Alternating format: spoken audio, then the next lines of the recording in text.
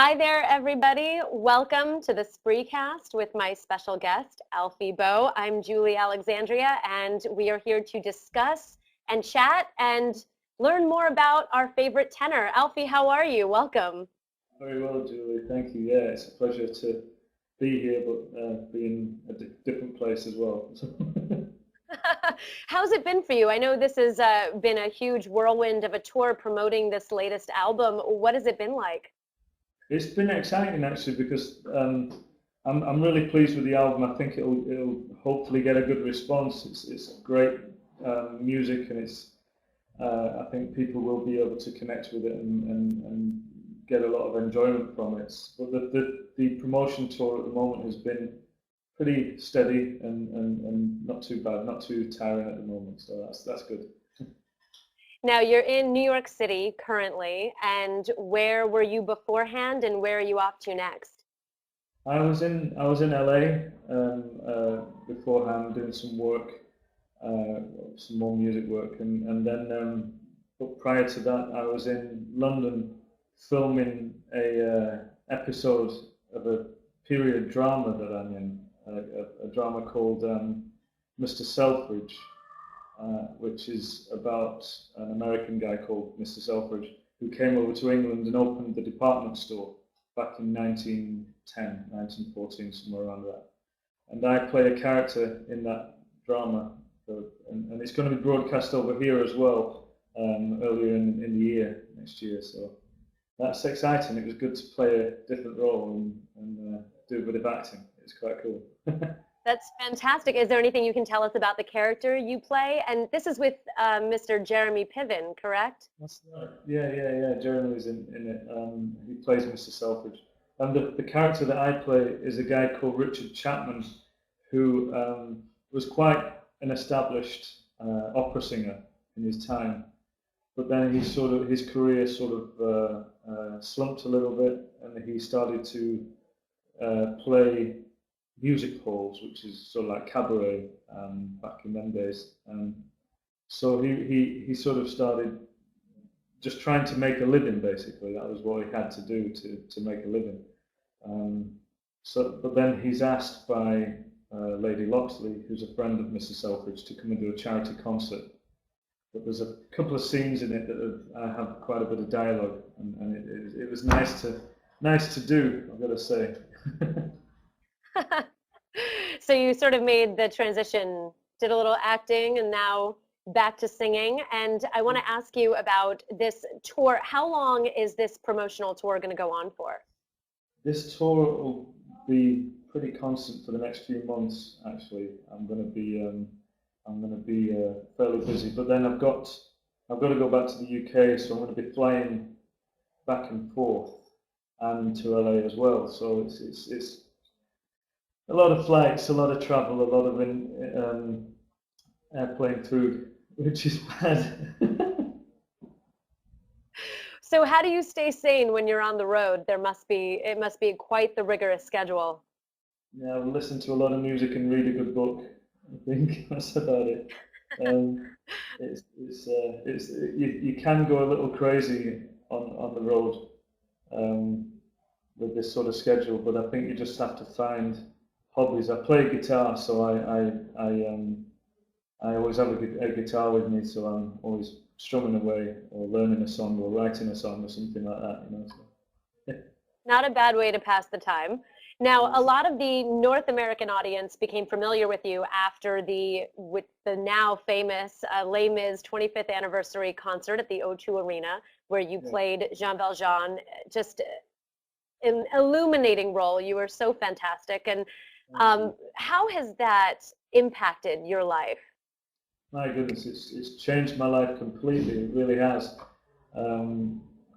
It was really pretty much after that one song, after bringing home, I knew that things had started to change. Life had changed, and for me. And in fact, I came off stage after that scene, and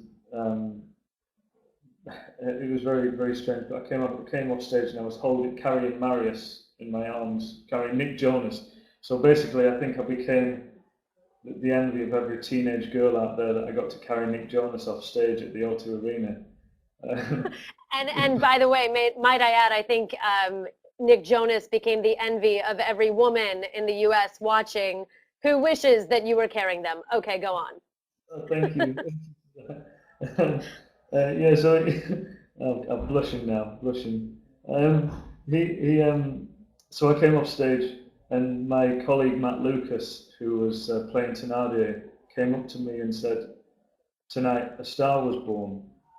And I turned around and went, "Who?" You know, so I didn't realize, I didn't take it in what had happened. It wasn't until really after the show that I realized how successful it had been, and how well everybody had done, you know, because I think it's had an impact on everybody's life, that particular performance, you know, so not just myself.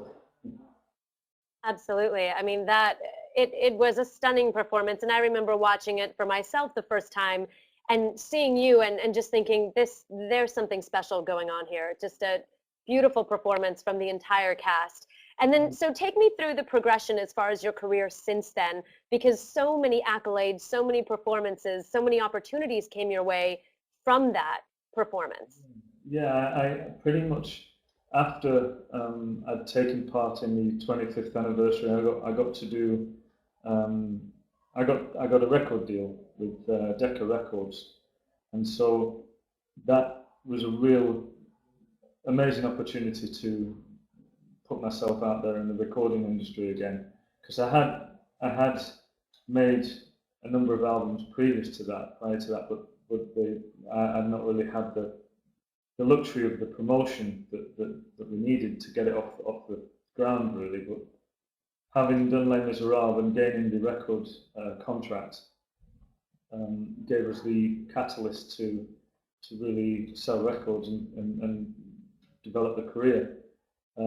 So I got that, brought out my first album with Decca, which was Bringing Home, and then recorded a second album, Alfie, and now Storyteller, and and they've all gone platinum. So I'm very fortunate, very lucky. Congratulations. Thank you, thank you. That's wonderful. What was the inspiration behind Storyteller, your latest album? The Storyteller album was pretty much I tried to basically come up with new arrangements of pretty well-known songs, you know, well-known covers, but I wanted to come up with new approaches to them. So that was really the process of the recording sessions, where we basically improv'd a lot and created at that moment. We didn't rehearse very much. We sort of got in the studio, played through the song a couple of times, and then cut a track. And it seemed to work. It really was sort of spontaneous and just perfect, really. It just sort of all gelled quite well to do it like that. And it was a nice approach for making an album. It kept it fresh. But the actual collection of songs are basically songs that have been on a list of mine for years, that the songs that I would either like to have recorded or performed. And so what I tend to do is I get my list of songs out, which is about that big, you know, and I pick maybe 2 or 3 songs out of that, and then those songs sort of lead me down a path and lead me down an avenue where I discover new songs and discover other songs that are associated with that, or similar structure, or that sort of thing. And then my management come up with a list of songs. My record company come up with some ideas, and we sit around the table and find out really what songs work well together, work best together, and what would make a good album. And that's how we sort of work, really. And it seems to pay off. You know, we make some good choices, I think. That's fantastic. I will say they are fantastic choices. My personal favorite is Angel from Montgomery. That's the one that sticks out to me. It's just a beautiful arrangement. But I do want to take a quick question from one of our audience members. This is from Linda, and she has a question for you. She says, can you talk about one song that especially defines the new direction your music is taking, either from your Storyteller or maybe from your new album, Trust, which is something we'll get to in a minute. But how about that? Yeah. The direction of my musical career at the moment is quite interesting. I sort of first of all, I don't see any division between styles of music, between genres. I think that musical theatre, classical, opera, and pop and rock and blues all sit side by side. They're not. There's no difference. It's the same old notes, just in different orders, basically. So that's my philosophy about music, about songs in general. But the avenue that I'm really discovering and loving at the moment is a sort of a country feel, a country vibe, I suppose from the Storyteller album, you could really sense the direction from the songs of Angels from Montgomery, Wayfaring Stranger, and Rank Strangers. You know, those three. They are sort of like the direction that I've moved myself into. It's sort of got a bluesy, Memphisy vibe, which is again what's on the next album as well. But the Storyteller was really the setup for that, you know. And I want to ask you about that next album. There was a YouTube video of you in the studio toiling away in Santa Monica, California, working on that next album, which is set to debut, I believe, in November, called Trust. Where did the name come from? How did you decide on that as a title? And what can we expect from it? Yeah, the new album Trust is basically, it's the title track of the album. I've got a new song on there that's not been done before, so it's my song, and it's called Trust. And it's an original song? It's an original song, yeah. So it's written by a guy in Nashville, and we collaborated a little on things, and I put my voice to it, and it's a beautiful song, I've got to say, and it's all about trusting in me, you know, trusting in life, in just that everything's going to be all right, you know, and that's what that album is about in general. You know, every song on there has an element of trust about it, and it is down that Memphisy vibe as well. And if you saw the video, the players on the session in the studio, I was so lucky to be working with them. I had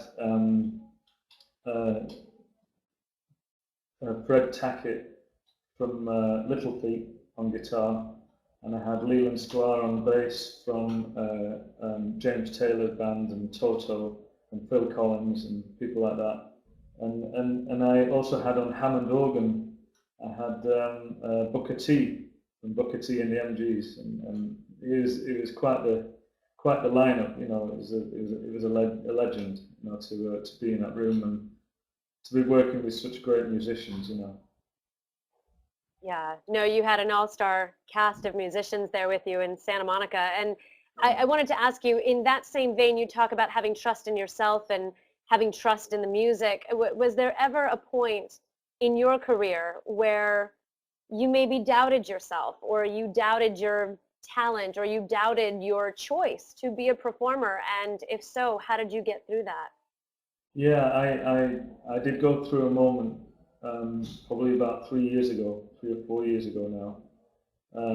I did go through a time that was very difficult, actually, and it was quite painful, quite hard to be going through that. I was spending a lot of time away from my family, away from my wife and my daughter. I was spending most of it working in opera houses in the UK, while my family were here living in the US. And so I was travelling as often as I could to get back to see them, but not spending as much time as I would have liked, and I was missing out on seeing my daughter grow up a little, you know, to an extent, and I tried to see what other avenues I could go down to make my life different as far as being with my family. And so I looked at different careers, but I knew that I wasn't going to be happy. I knew that it wouldn't have been the right move. I'd been sort of making records before that, but the record career had taken a bit of a dive. We were let down by a certain label that didn't really promote the album that they said they would do, and it was all a very difficult time and a very sad time. But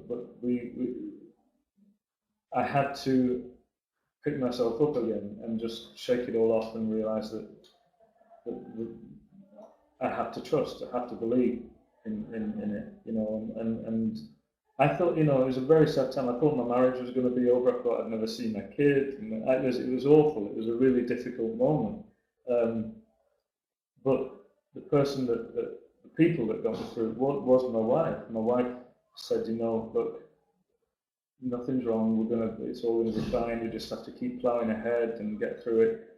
My manager as well, Neil Ferris, he's been by my side for my goodness, over 10 years now, and he always believed in me and in the projects and in the career. You know, he's always believed,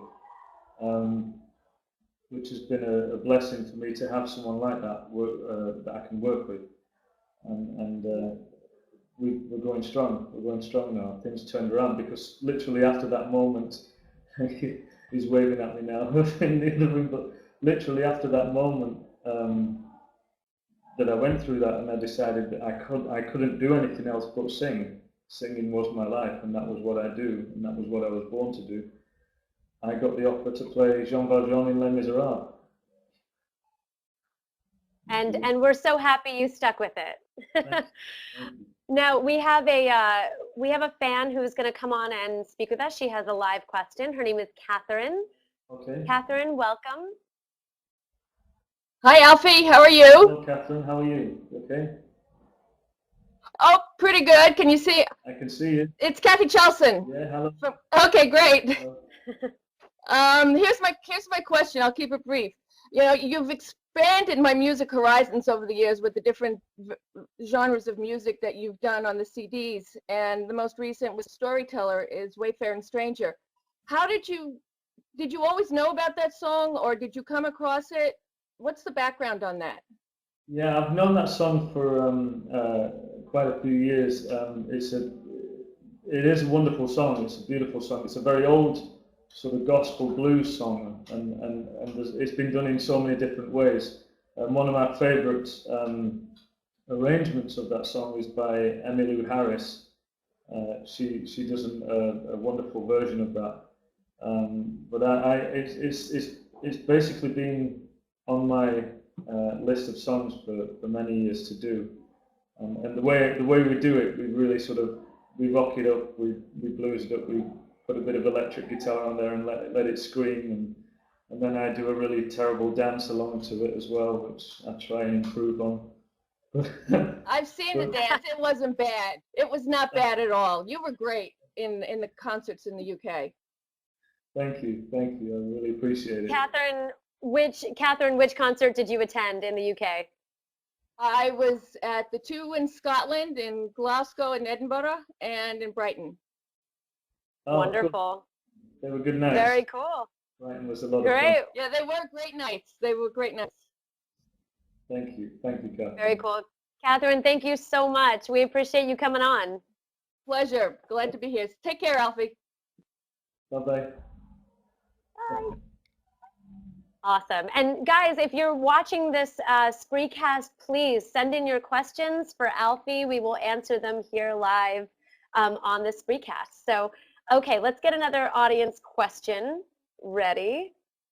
What else do we have? This is from, I'm not sure how to pronounce the name, but just wondering if any of the talented musicians who accompanied you on your GB Storyteller tour, Great Britain, I'm assuming, Storyteller tour, will also be with you on your USA tour next year. Yeah, we're yeah, we're trying to work that out at the moment. It's one of the biggest barriers for bringing people over are visas and things, and there's a lot of paperwork that goes along with that. But hopefully, you know, we'll be able to bring some of the guys over. But there's some, you know, there's wonderful musicians in this country too that I'm looking forward to working with in the future.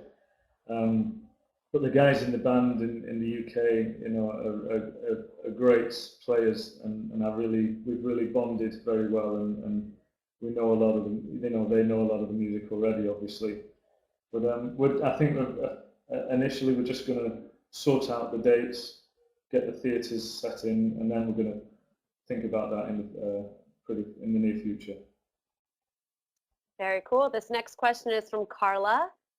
It has to do with the song Rank Strangers. She says, I really enjoy listening to Rank Strangers. Was it really recorded in just one take while improvising? It certainly was, yeah. It was a real interesting thing to do, and it was an idea that I'd had a couple of years ago on another song that I wanted to record as an improv. But this particular opportunity arose to do it because we had a really good band. We had the orchestra, a string section in for the day, and a brass section in as well for the day. So everybody was in the room. We had the backing vocalists in as well, and I just said to everybody, you know, you've not heard this song before, but you'll know the structure once it goes round. You'll know the structure. It's the same structure all the way through. Once we've played it, just myself and piano, you come in when you feel it's right. So improv, and that was how it worked. You know, I sang the first sort of verse, the first round, if you will, unaccompanied, and then the piano player joined me because he got the sort of pattern, and then the guitarist joined me, then the bassist joined me, and the drummer.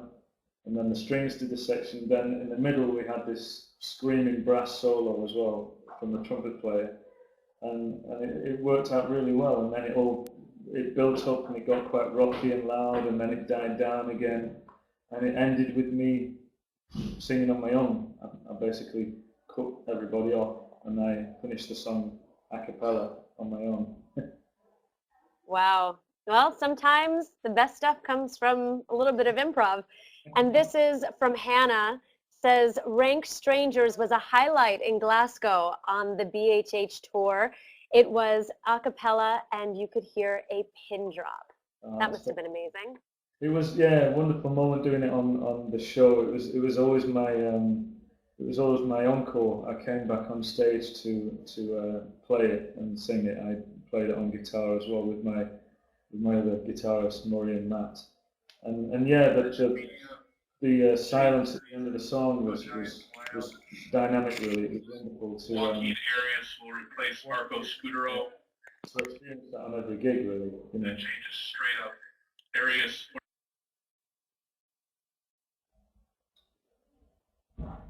Okay. So tell me, is there a certain song off of Storytellers that is specifically special to you, and why? There's a couple really. Like yourself, Angels from Montgomery is my favourite. Actually, is probably my favourite because of the arrangement's great, the energy behind it, the story that goes with it is superb. You know, it's an amazing story, and it's a sad story, but also quite triumphant at the end of the song. That's I think one of my favourites on the album, if not my favourite. Another song that I love to sing on there is the Rolling Stones song "Shine a Light," because I actually recorded that on the album. That was pretty much for a friend of mine who is a big Stones fan, and that was one of his favourite songs. And he unfortunately had an accident not so long ago, a few years back, and so that was sort of dedicated to him, really, in a way. But yeah, Angels from Montgomery for me is a real powerful number on the album. It makes the album for me. Now, it's a stunning song and traditionally sung by a woman, but I love that you took it and it makes perfect sense. It was fantastic, and it's a wonderful song, one of my favorites.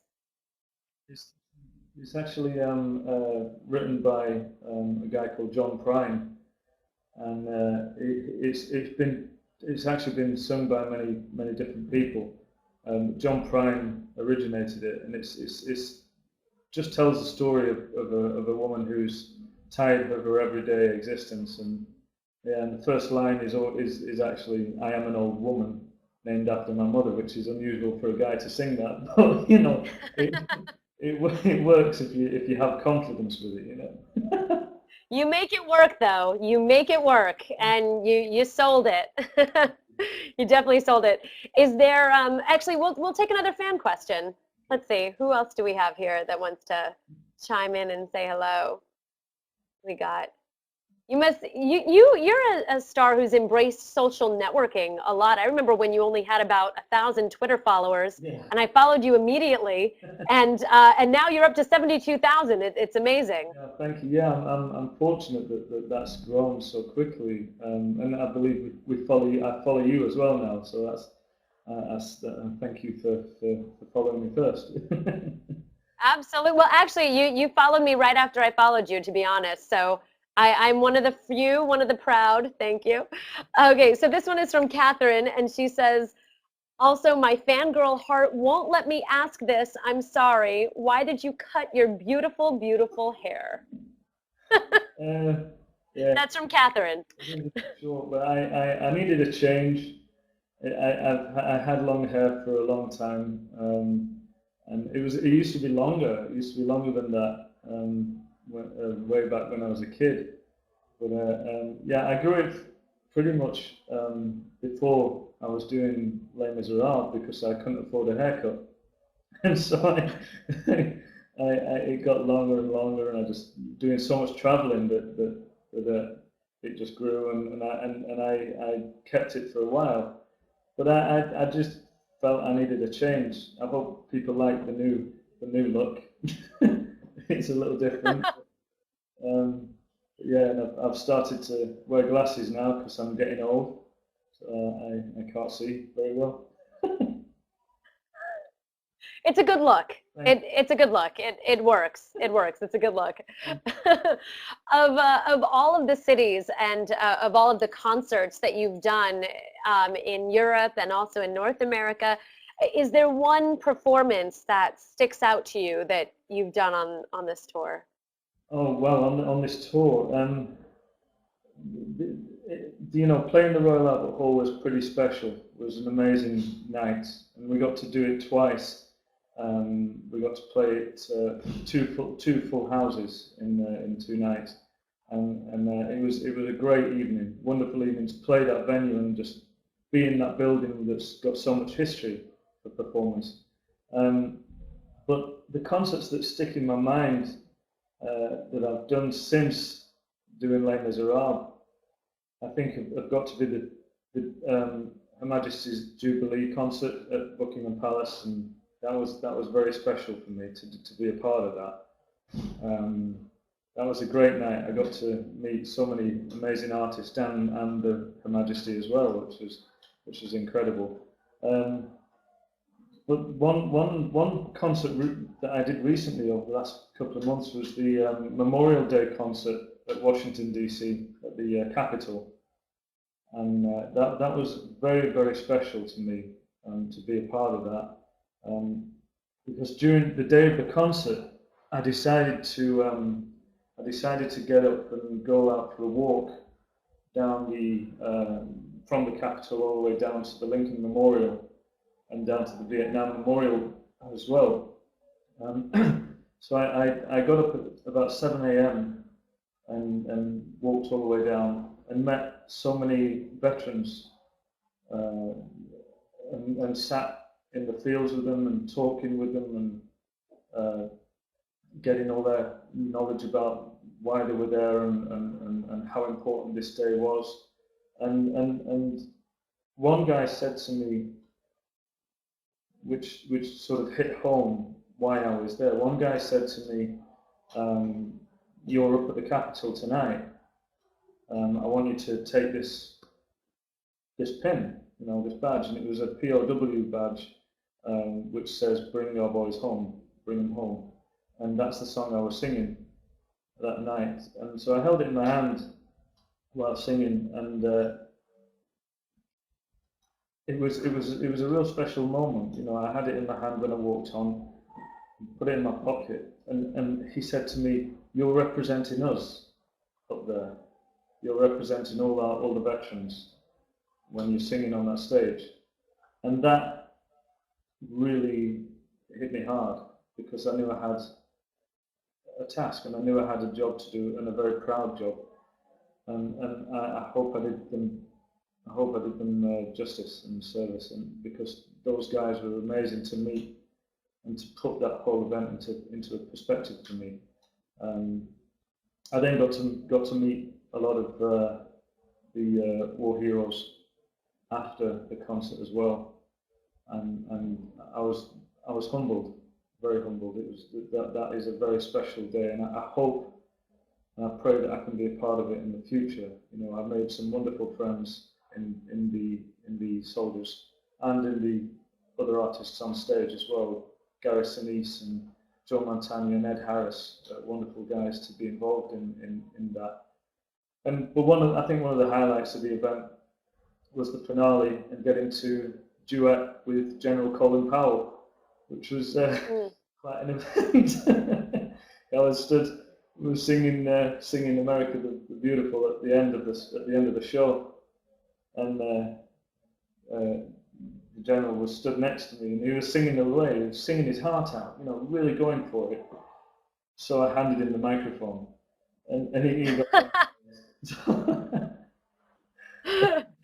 That's awesome. What a beautiful story. That I'm sure that'll be with you for a long time. That's beautiful. Yeah. We have one more fan that we'd like to bring on. It's a video question, so welcome, Hannah. Hello, Hannah. How are you? Hi, Hannah. How are you? I'm fine. I wanted to know whether you actually ever received the cookies and goodies that I took to you at Keswick last February. Oh, my goodness. I'm not sure. I'm sure we did. I'm sure if you sent them, we will have got them, or maybe some of my management have eaten them. Have you eaten them? They've eaten them. Well, I know that Al received them. I asked Al, and when I was at Birchmere, whether he got them, and Toby chided me because I asked him if they got the cookies rather than biscuits. Right. Okay. Well, I'm sure they were wonderful. I do apologise I didn't get a chance to eat them, but I always miss out on that story. Thank you anyway. Oh, thank you, Hannah. We appreciate it. You can send me cookies anytime, so I'll eat them, Hannah. Okay, we have one more question. A couple of fans on the forum, Alfie, have been asking about the fact that you have fans from all ages that have just appreciated your music and your work. And do you feel in some way a responsibility, because there are some young fans as well that you are turning on to a whole new genre of music here? How does that affect you? It's a great honor and a privilege to be able to do that, because of my philosophy on music, that I don't see any difference or any division between genres, between types of music. That all I do is connect them with my voice. That's all I can do, is sing a classical song the same way that I would sing a rock song, and just keep it like that, really. But it's nice to have the opportunity to get a young audience now and to introduce them to maybe a little bit of classical that they may not have heard or they may not have had access to if they'd not come to my concert. or bought my album. So it's nice that I have that chance to do that, and I want to continue doing that. I want to continue playing to a large crowd, large audiences of different ages, you know, all over, you know, and it's important that we all share in the music and celebrate it together, no matter what you like, you know. We can all appreciate each other's tastes, I think, and that's important to do so. Absolutely. And tell everyone one more time where they can find your album and where they can go and everything, everything all Alfie. I guess your website, right? Yeah, it's all on my website, alfie-boe.com. My album can be purchased on iTunes and also Amazon as well. So that's all out there and it's accessible. It's unfortunately it's me with long hair and no glasses. So, but it is still me. It is. All right. Well, Alfie Boe Storyteller is available now in the U.S. Go out and get it on Decca Records. Alfie Boe, this has been an absolute pleasure. Thank you so much for joining us and for holding this Spreecast. We appreciate it so much. It's a pleasure for me too. Thank you. Thank Julie. you. Thanks for joining us, everyone. We'll see you next time.